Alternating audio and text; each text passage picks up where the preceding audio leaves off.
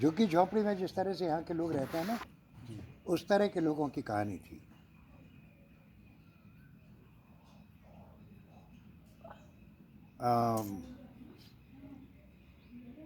बहुत ही गरीब, जिनके पास कुछ भी नहीं है, उनकी यातना की कहानी, वो उन्होंने नाटक उठाया। अब उनके जो अभिनेता थे वो तो करोड़पतियों के बेटे, सारे साधन संपन्न।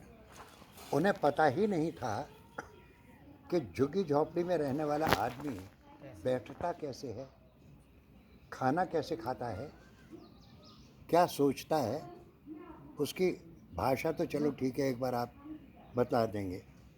उसका आचार व्यवहार कैसा होता है, उसकी मानसिक स्थिति कैसी होती है, उससे तो बहुत दूर थे। समझाने की कोशिश की, समझ में नहीं आया तो क्या किया उन्होंने, अपनी सारी रंगमंडली को लेकर के वो एक ऐसी बस्ती में गए, जो कि झोंपड़ी वाली बस्ती में, वहाँ ले गए उनको और कहा कि इनके साथ उस तरह से रहिए, उस तरह खाइए, उस तरह व्यवहार कीजिए, उनके साथ वहीं पे रहिए। No bed tea, no breakfast, no lunch और डिनर। उस तरह से जो कुछ वो खा रहे हैं वो खाइए। जो उनकी जो सोच है, उनकी जो परेशानी है, जो उनके पास उपलब्ध है, उसको जीवन का अंग बना करके रहिए, वैसे बैठिए। नाटक हुआ, उन्होंने सब कुछ किया, सारी दुनिया में वाहवाही हुई। उन्होंने ये जो उदाहरण है, इससे एक सिद्धांत निकाला, एक अवधारणा निकाली, एंटरिंग इनटू द कैरेक्टर, चरित्र में प्रवेश करने की बात। आप अगर एक भिखारी की भूमिका कर रहे हैं तो आप स्वयं भिखारी हो जाइए। आप भारत रत्न भार्गव नहीं हैं, आप वो भिखारी बन जाइए जो आप चरित्र कर रहे हैं नाटक में। इसका पूरा प्रोसेस है। आज जो समीक्षक है, जो हाल के बल्कि, उसने चरित्र को जिया। ये जो मुहावरा है स्टेनिस्लॉवस्की का, क्या बिल्कुल बेकार की बात है। हमारी नाट्य पद्धति में ऐसा नहीं है। I always remain Bharat Ratna Bhargava, और मैं उस व्यक्ति के भाव प्रदर्शित कर रहा हूँ जो भिखारी है। और जब मैं भाव प्रदर्शित करता हूँ तो लोग कहते हैं वाह वाह भार्गव जी बहुत बढ़िया, वो जो आपने अभिनय किया बहुत, तो अभिनेता। हमारे यहाँ वो जो व्यक्ति है, जब उस चरित्र का अभिनय कर रहा है तो उसके साथ जो साक्षात्कार वो खुद नहीं करता, लेकिन जनता उसे उस चरित्र के रूप में स्वीकार करती है और उसे ग्रहण कर लेती है और उसको चरित्र के रूप में ही देखती है। बहुत अच्छा उदाहरण तो रामायण का है। गाँव में आज भी जो सामान्य आदमी है गांव का, धोबी है, चमार है, भंगी है, मुसलमान है, हिंदू है, किसी भी जात का, ऊंच नीच का, वो राम की भूमिका कर रहा है तो सारे गांव के लिए वो आदर्श आदमी हो गया। जब तक वो भूमिका, उसके पैर छू रहे हैं, उसकी आरती कर रहे हैं, वही नहीं कहते अरे चमार है ये भंगी है। माफ़ करना मैं इस तरह के शब्द ये रिकॉर्ड करके किसी को सुना मत देना, मुझ पर मुकदमा हो सकता है इन शब्दों का इस्तेमाल करने के लिए। हरिजन।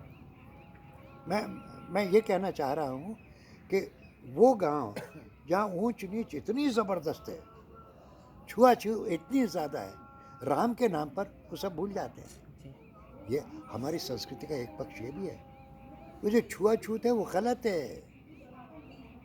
ये जो बड़ा पक्ष है ये महत्वपूर्ण है, ये मानवीय है, ये भारतीय संस्कृति का अनिवार्य और अविभाज्य अंग है। इसको हमें बढ़ाना है और जो गलत पक्ष है उसको हमें उसका खंडन मंडन करना है, तब बात बनेगी। हमारी पूरी, जितना आप गहरे में जाएंगे, ये नाटक तो सभी कलाओं का समावेश है ना इसमें तो। जी, तो entering into the character sir 100% थोड़े हो सकता है। हो ही नहीं सर। हमारे यहाँ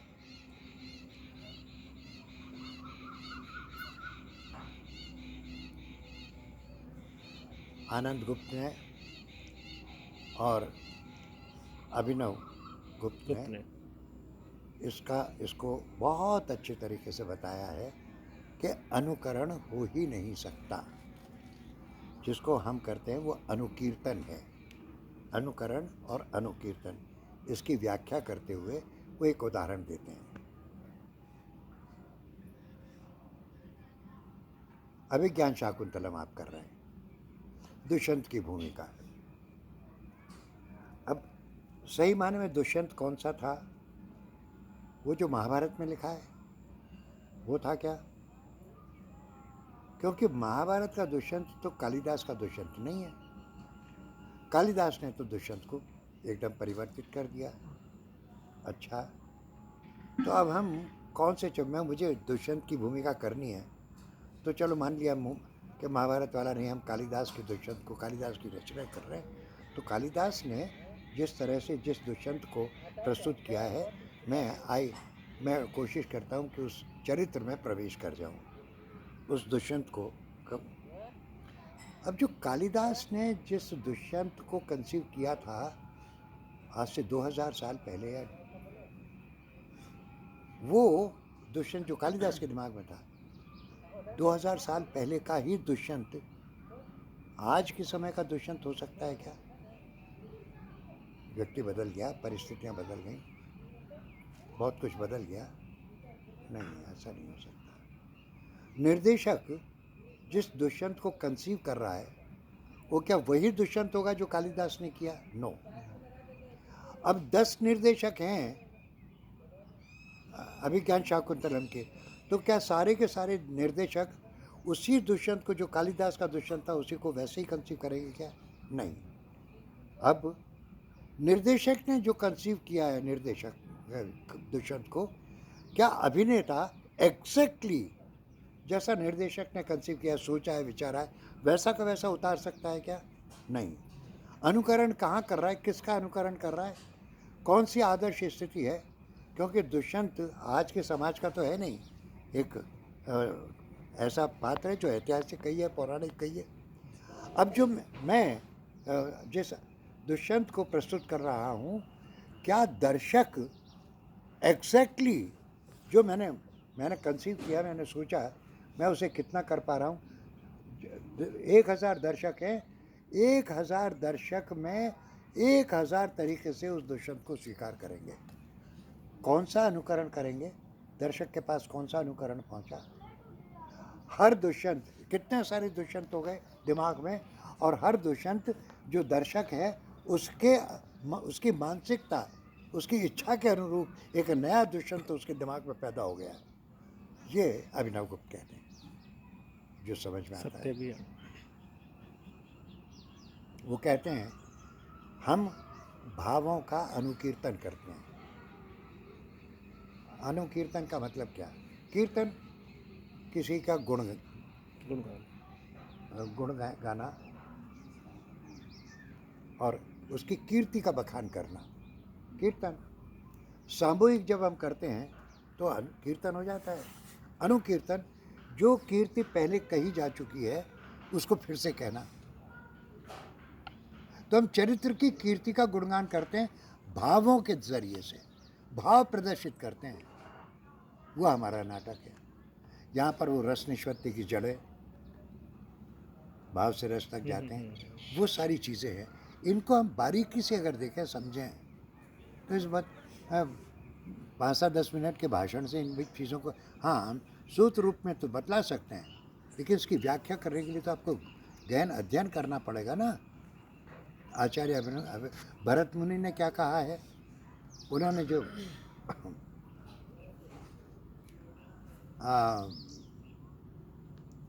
अनुकरण के बारे में भरत मुनि ने कहा, उसको लेकर के बहुत सारे लोगों ने माइमेसिस और अनुकरण, यानी एरिस्टोटल, जो एरिस्टोटल कह रहे हैं वही भरत मुनि कह रहे हैं। वो मैं कोई ऐसा शब्द इस्तेमाल नहीं करना चाहता कि मूर्ख हैं, वो भी बहुत बड़े विद्वान हैं, लेकिन बिना सोचे समझे इस तरह की बात कर रहे हैं। उन्होंने व्याख्या नहीं की है, समझा नहीं है। और जो कमलेश दत्त त्रिपाठी और कपिल अवाज शायद ऐसे ऐसे जो विद्वान क्या क्या के हार गए, वी राघवन, बड़े बड़े लोग, उनका असर नहीं होता। और पाश्चात्य अलकाजी साहब जो पाश्चात्य रंगमंच के सबसे बड़े श्रेष्ठ विद्वान माने जाते हैं आज, उन्होंने इस बात को स्वीकार, शांता गांधी, उन्होंने बुलाया चश्मा उड़ान करने के लिए, भारतीय पद्धति का आविष्कार करने के लिए। गोवर्धन पांचाल से लेक्चर्स दिलवाए, विदाउट नोइंग कि उनके दिमाग में क्या था, वो तो बहुत अच्छी तरह जानते थे। भारतीय पद्धति को देखा कि अरे हाँ, इसमें कुछ विशेष बात है, तो स्वीकार कर रहे हैं। हमारे यहाँ के लोग इतने ऐसे हैं कि वो चाहे राष्ट्रीय नाट्य विद्यालय हो या संगीत नाटक अकेडमी, संगीत नाटक अकेडमी मेरी पेरेंट ऑर्गेनाइजेशन है, मैं नौकरी करके निकला हूँ, लेकिन नहीं, पूरे हिंदुस्तान में देख लीजिए 4-5 ग्रुप ही तो है, बाकी तो सारे के सारे वही एग्जैक्टली गवर्नमेंट ऐड देती है सर इतना सारा, और हम वही नाम भी ये लिखते हैं उसमें। हाँ। आपके आने के बाद में राजस्थान या जयपुर के कई सारे प्रोजेक्ट्स आते हैं, क्या करोगे आप, हम भारतीय रंगमंच पे ये काम करने वाले हैं, और फिर उनका नाटक होता है शाहजहाँ, लैला, हाँ। पता नहीं क्या क्या, ताजमहल का टेंडर, ताजमहल का टेंडर, अंधेरा कानून, हाँ और तो और कुछ तो नए, बताऊं क्या क्या चल रहा है। एक और चीज़, रविंद्र मंच पे 2-2 हज़ार रुपये में या 4-4 हज़ार रुपये में 2 महीने की ट्रेनिंग, हाँ हाँ, वर्कशॉप, हाँ, चंद्रदीप हाडा और सरताज बहुत सारी, नारायण माथुर, हाँ, हाँ। और साबिर खां और पता नहीं कौन जी। कौन। अब चलो जितेंद्र भैया, आपका 5 का ग्रुप बन गया, आप इस पर एक ये सिचुएशन दे दी, इस पर प्ले कर, वो ले आओ, 5 या 10 मिनट का आपको एक्ट करना, फिर उसने कर दिया, उसने कर दिया, उसने कर दिया, उसने कर दिया, अब इसी से स्टोरी बन गई, और वही संवाद लिख लिए गए, वही लिख लिए गए, और प्रदर्शित कर दिया। वो प्रदर्शित कर दिए। आपने संवाद भी नहीं लिखे, आइडियाज़ किनका था, इमेजिनेशन किनकी थी। इनको मैंने कहा आपका ग्रुप है सीता ग्रुप, आपको ये विमेंस के ऊपर या ये सिचुएशन दे दी और इसके ऊपर करके लाओ, आपको कोई गुंडा वाला कैरेक्टर दे दिया, आपका ग्रुप इस पे करके लाएगा, इसको करके लाएगा, और वही के वही संवाद ऑडियो या वीडियो रिकॉर्ड हो गया, वही के वही रात को बैठकर मैंने 2 या 3 दिन में लिख लिया, वही प्ले हो गया और वही उसको नाम दे दिया गया, और वही ग्रांटेड और प्रेजेंटेशन देकर जमा कर दिया गया। तो जितेंद्र, ये मुझे भी मालूम है, मैं इन चीज़ों का उल्लेख ही नहीं करता कि जिस गांव जाना नहीं उसका रास्ता क्यों पूछना भैया। नहीं, आपको तो नहीं जाना सर, हम तो मेरी तो कभी बार बहस हो जाती है, नहीं, तो नहीं करनी चाहिए, हम्म?